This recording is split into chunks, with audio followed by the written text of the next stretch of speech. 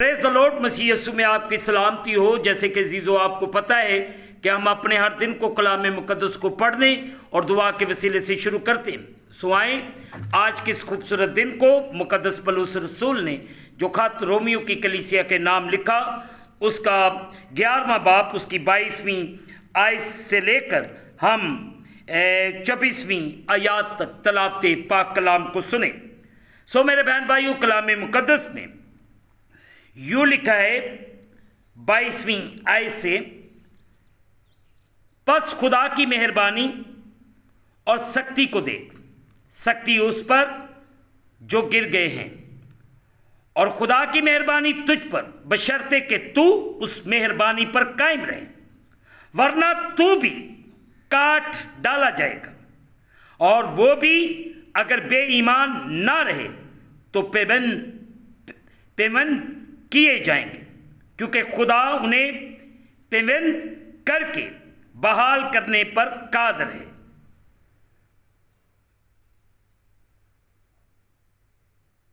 मुकद्दस पाक कलाम के पढ़े और सुने जाने से हम तमाम सुनने वालों को खुदावंद के पाक कलाम के वसीले से बरकत मिले। आमीन।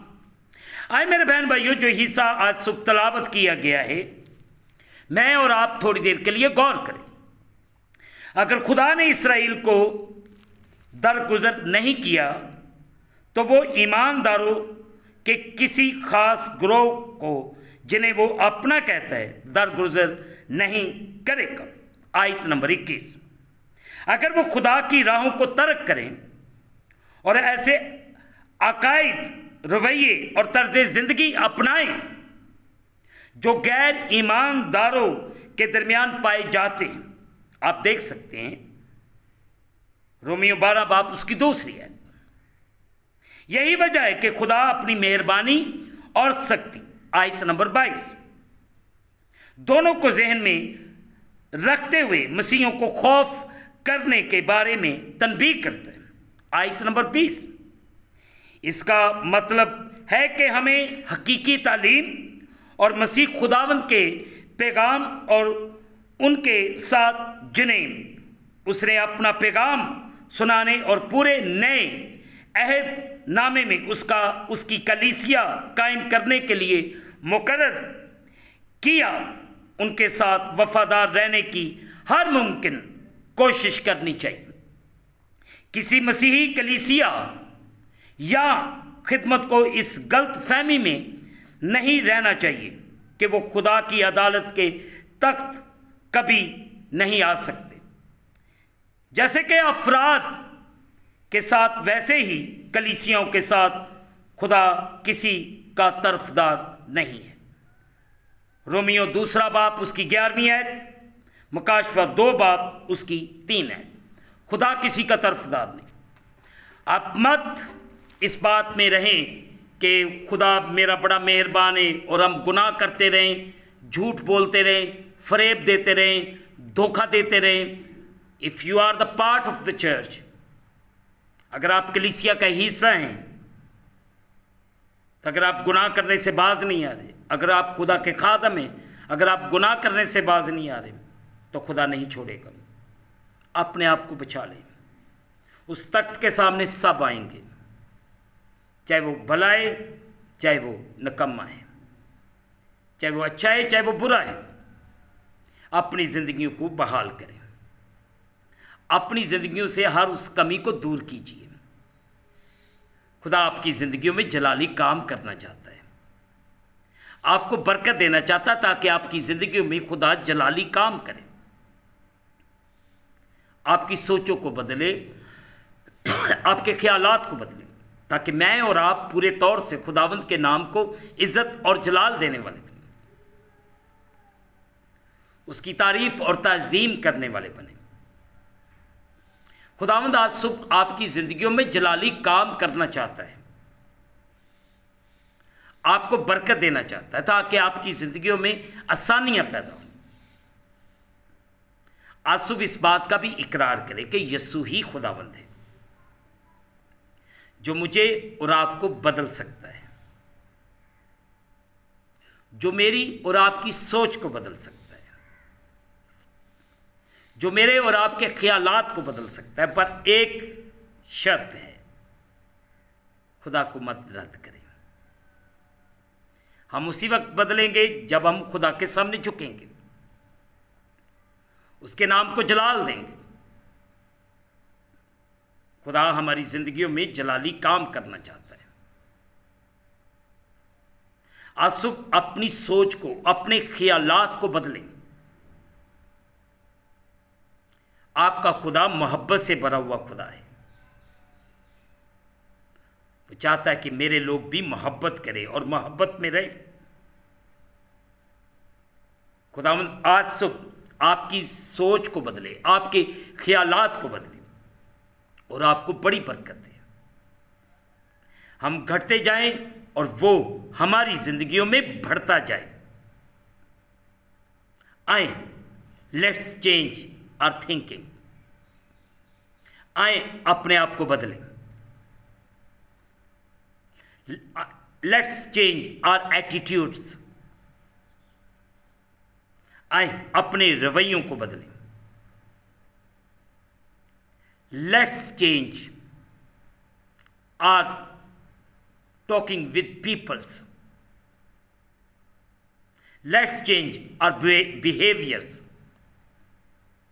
आए, हम अपने रवैयात को, अपने गुफ्तगू को चेंज करें। खुदा मुझे और आपको बरकत दे।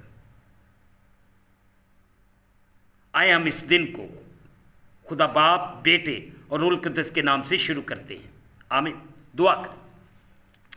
कादर मतलब खुदा, मैं तेरे प्यारों के लिए दुआ करता हूं, तू करम कर, रहम कर और बड़ी बरकत दे।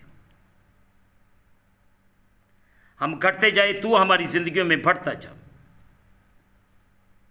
तेरा जलाल, तेरा रहम तेरे लोगों के लिए मांगता हूं। तू इन पे करम कर दे, रहम कर दे और बड़ी बरकत दे। जितने तेरे बेटे बेटियां तेरे सामने झुके, इन्हें बरकत दे। तेरा करम, तेरा रहम इनके लिए मांगता हूं। तू अपना जलाल इनकी जिंदगियों में जाहिर कर।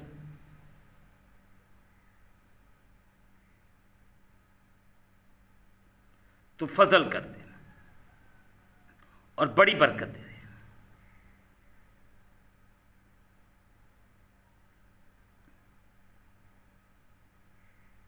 हम घटते जाए, तू हमारी जिंदगियों में बढ़ता जा।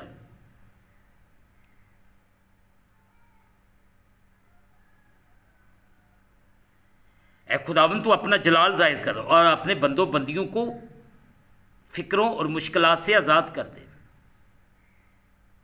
अपने लोगों की पुकार को सुनो और इन्हें जवाब दे। तेरा करम, तेरा रहम इनके लिए, इनके घरानों के लिए मांगता हूं। तू हमें बदल, हमारी सोच को बदल। पाकिस्तान की बहाली और सलामती की दुआ करते। तू करम कर दे खुदावंद, तू रहम कर दे और बड़ी बरकत दे दे। पाकिस्तान जो इस वक्त मुश्किलात, परेशानियों के अंदर घिरा हुआ है, तेरा जलाल हमारी जिंदगियों में जाहिर हो।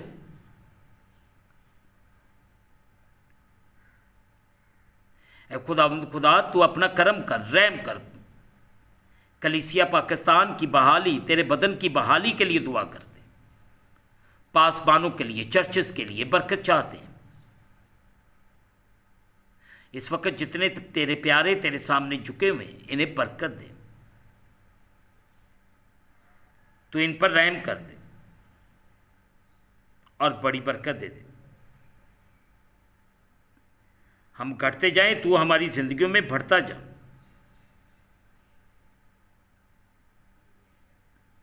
तेरा फजल, तेरा रहम तेरे लोगों के लिए मैं मांगता हूं। और जो तेरे सामने झुके, इसी वक्त बरकत को रिसीव करें। अपनी बीमारियों, अपनी परेशानियों, मुश्किलात से आज़ाद हों।